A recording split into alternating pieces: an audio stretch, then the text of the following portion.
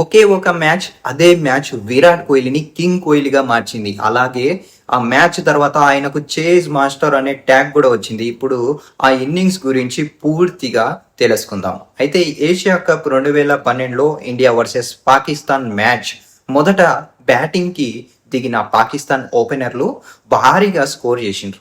Mohammed Hafeez century కొట్టగా నసీర్ 112 పరుగులతో అద్భుతంగా బ్యాటింగ్ చేసిండు. అయితే వీరిద్దరు కలిసి 224 పరుగుల భాగస్వామ్యం చేశారు. తర్వాత యూనిస్ ఖాన్ 34 బంతుల్లో 52 పరుగులు చేసి పాకిస్తాన్ స్కోరును 329కి తీసుకెళ్లాడు. ఆ సమయంలో ఇది చేజ్ చేయడం చాలా కష్టం అనిపించింది. భారత ఇన్నింగ్స్ మొదలవగానే గౌతమ్ గంభీర్ రెండో బంతికే అవుట్ అయిపోయిండు. అప్పుడు క్రీజులోకి వచ్చిన యంగ్ విరాట్ కోహ్లీ సచిన్ టెండూల్కర్తో కలిసి 133 పరుగుల భాగస్వామ్యం నెలకొల్పారు.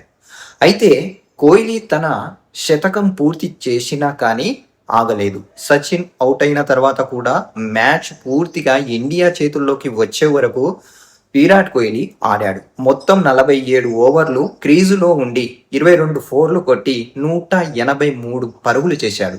ఈ అద్భుతమైన ఇన్నింగ్స్ వల్ల భారత్ 6 వికెట్ల తేడాతో గెలిచింది. ఆ రోజు నుండి కోహ్లీని ప్రపంచం చేజ్ మాస్టర్గా గుర్తించింది. ఆ రోజు నుంచే కింగ్ కోహ్లీ చేజ్ మాస్టర్గా గుర్తింపు పొందాడు.